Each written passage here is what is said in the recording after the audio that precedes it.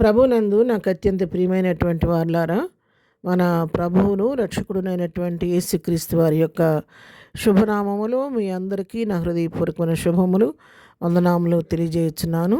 అంతేకాదు ఈరోజు పునరుద్ధానపు దినాన మీ అందరికీ హ్యాపీ ఈస్టర్ శుభాకాంక్షలు తెలియజేయుచున్నాను. దైవికమైన ప్రసన్నతతో, దాని యొక్క సమాధానంతో, ఆయన పునరుద్ధాన శక్తితో దేవుడి మిమ్మలను మీ కుటుంబాలను నింపాలని దేవుని దాసురాలుగా మిమ్మల్ని దీవిస్తున్నాను. మీ కొరకు ప్రార్థిస్తున్నాను. ప్రియరా, ఈ దినం వాక్య ధ్యానం కొరకు మనం తీసుకున్నటువంటి లేఖన భాగము మత్తయి సువార్త 28వ అధ్యాయము 6వ వచనం 7వ వచనం చదువుకుందాం.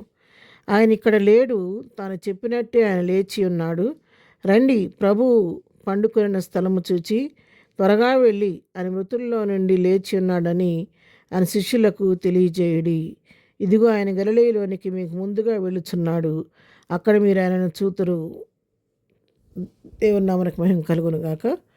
ఇక్కడ ఈ వాక్య భాగాన్ని మనం గమనించినట్లయితే, ఆయన ఇక్కడ లేడు, తాను చెప్పినట్టే ఆయన లేచి ఉన్నాడు. ఆయన పండుకొనిన స్థలము చూస్తే అది ఖాళీగా ఉంది. ప్రియులారా, ఈ లోకంలో ఎన్నో సమాధులు ఉన్నాయి. అనేక మంది భక్తులను చెప్పుకునేవాళ్ళు, దేవుళ్ళని చెప్పుకునే వాళ్ళ సమాధులు ఎన్నో ఉన్నాయి. గొప్ప గొప్ప పేరు ప్రఖ్యాతులు గాంచిన వారి సమాధులు ఉన్నాయి. కానీ ఇంతవరకు ప్రపంచంలో ఏ ఒక్క సమాధి కూడా తెరవబడలేదు. అన్ని సమాధులు మూయబడే ఉన్నాయి, కానీ ఏది కూడా తెరవబడలేదు. ప్రపంచంలో ఏదైనా సమాధి తెరవబడి ఉంది అంటే అది మన ప్రభు అయినటువంటి యేసుక్రీస్తు వారి యొక్క సమాధి మాత్రమే. ఆయన సమాధి నేటికి కూడా తెరవబడి మనకు సజీవ సాక్ష్యంగా మన కళ్ళ ముందు నిలబడింది. ఎందుకంటే ప్రభు తాను చెప్పినట్టుగా ఈ లోకానికి వచ్చాడు. నీ కొరకు నా కొరకు శిలువ మరణం పొందారు.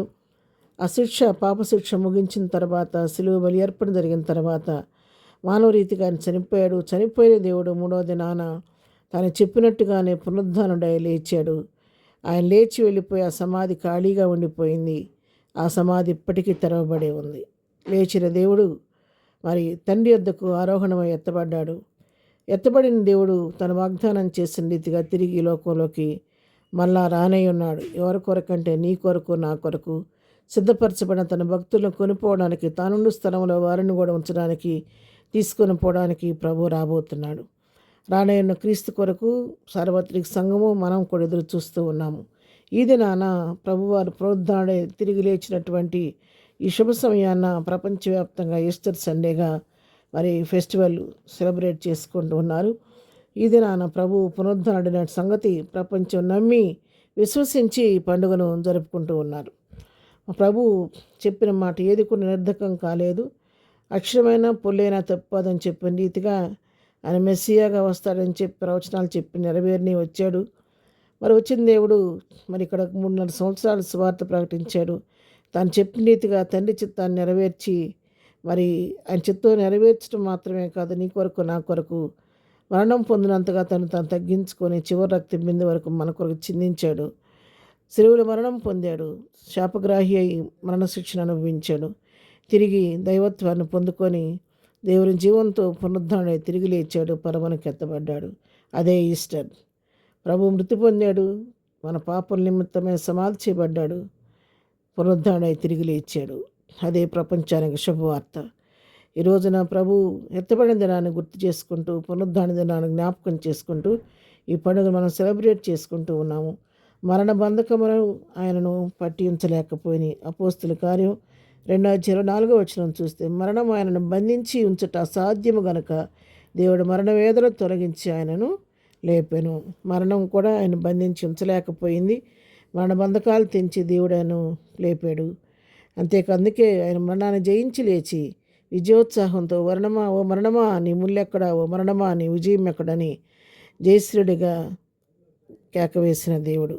ఆయన పరమునకు ఎత్తబడిన దేవుడు ఒక దినాన్ని తిరిగి సిద్ధపడిన తన వారి కొరకు రాబోతుండగా, సిద్ధపడిన ఉంటే నీవు నేను ప్రభుత్వం కూడా ఎత్తపడతాము. అలాంటి సిద్ధపాటు కలిగి ప్రభు రాకడ కొరకు ఎత్తపడదాం. ప్రార్థన. ప్రేమ కలిగిన తండ్రి, పరిశుద్ధురాని పాదమున కొందనాలు. ఈ దినం తండ్రి, ఈ యొక్క పునరుద్ధానపు దినాన మీరు మా కొరకు చేసినటువంటి ఆ శిలువ యాగాన్ని బట్టి నీ కృతజ్ఞతాస్తులు చెల్లించుకుంటున్నాం. పునరుద్ధారణమైన నీవు తిరిగి నా కొరకు, మా కొరకు రాబోతుండగా మేము కూడా సిద్ధపడి నీ రాకడ కొరకు ఆయత్తపడే కృప మాకందరికీ దయచేయండి. నీ పునరుద్ధానపు దీవెనలు మాకు, మా కుటుంబాలకు, సంఘాలకు మెండుగా దయచేయండి. ఏదైనా జరుగుతున్న ప్రతి ఒక్క ఆరాధనలో మీరుండి నా మహిమ కొరకు జరిగించండి. ఎలాంటి అవాంఛనీయ సంఘటనలు జరగకుండా మా మందిరాల చుట్టూ మా చుట్టూ నీ కాపుదల దయచేయండి. ప్రతి కుటుంబానికి కలిసిన దీవెన ఆశీర్వాదం దయచేయండి. దినం మేము చేయి పని పాటలు రాకపోకల్లో తోడుగా ఉండండి. బర్త్డే మ్యారేజ్ చేసుకున్నప్పుడు దీవించి ఆస్వాదించండి. బలహీనలు బలపరచండి. కృంగిన వారిని లేవనెత్తండి. దుఃఖులను వారు ఓదార్చండి. ప్రతి వారి పట్ల కృప విస్తరింపచేయమని యేసు నామములో ప్రార్థించడి పొందుకొని నామ తండ్రి, ఆమెన్.